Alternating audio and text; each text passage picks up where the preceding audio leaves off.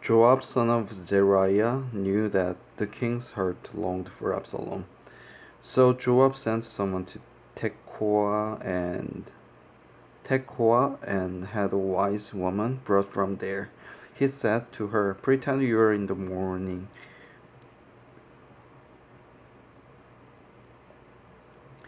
Dress in mourning clothes and don't use any cosmetic lotions. Act like a woman who has spent many days grieving for the dead. Then go to the king and speak these words to him."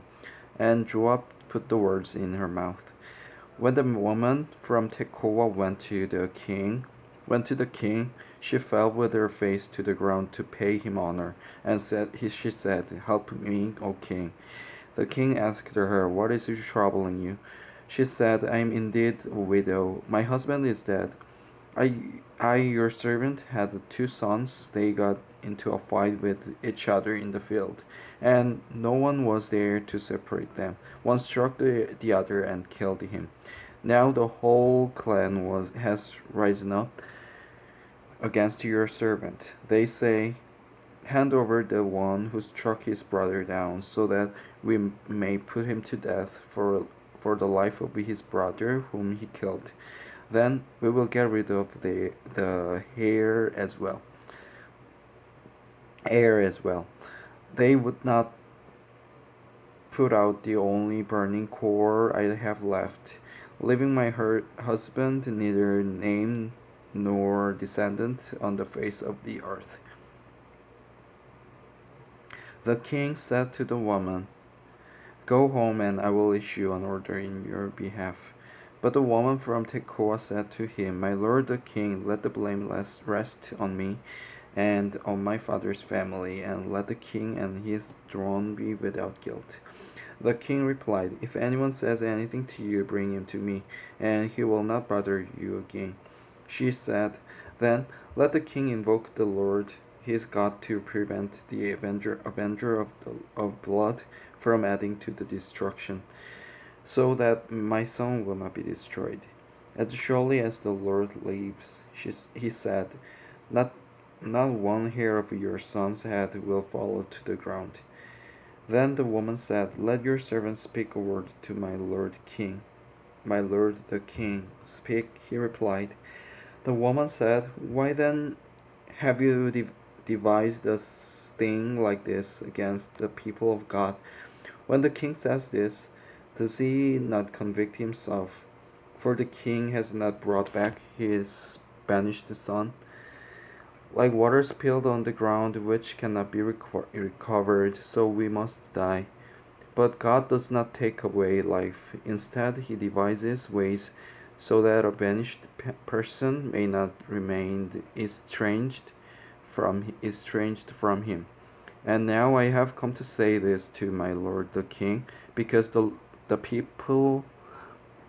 people have made me afraid." Your servant thought, "I will speak to the king. Perhaps he will do what his servant asks. Perhaps the king will agree to deliver his servant from the hand of the man who is trying to cut off both me and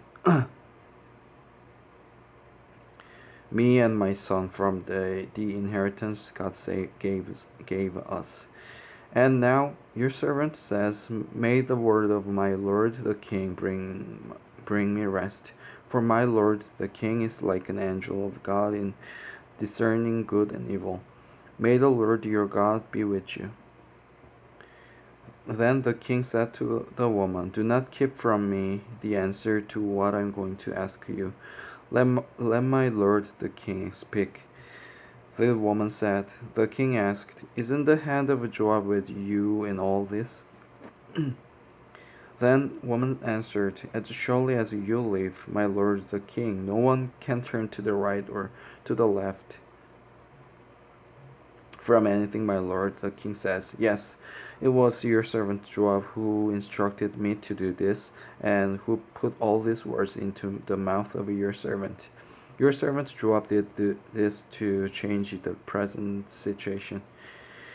My lord has wisdom like that of an angel of God. He knows everything that happens in the land. The king said to Joab, "Very well, I will do it. Go, bring back the young man Absalom." Joab fell with his face to the ground to pay him honor, and he blessed the king. Joab said, "Today your servant knows that he has found favor in your eyes, my lord the king, because the king has granted his servant's request." Then Joab went to Geshur and brought Absalom back to Jerusalem.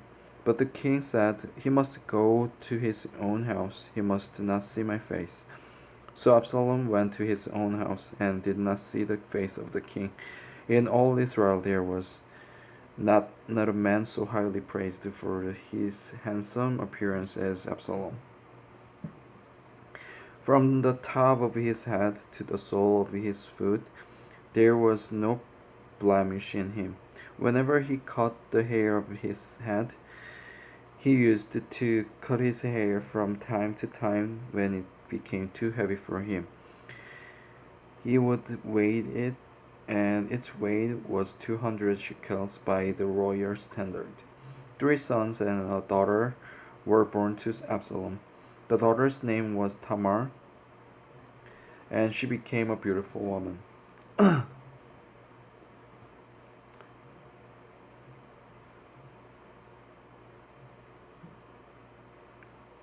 Absalom lived 2 years in Jerusalem without seeing the king's face.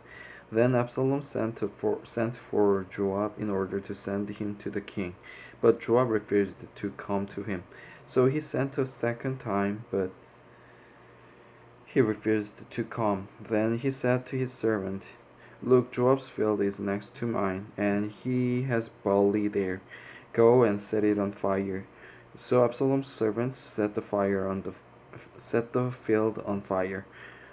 Then Joab did go to Absalom's house, and he said to him, "Why have your servants set my field on fire?" Absalom said to Joab, "Look, I sent word to you and said, 'Come here so I can send you to the king to ask, why have I come from Geshur? It would be better for me if I were still there.' Now then, I want to see the king's face, and if I am guilty of anything, let him put me to death." So Joab went to the king and told him this. Then the king summoned Absalom, and he came in and bowed down with his face to the ground before the king, and the king kissed Absalom.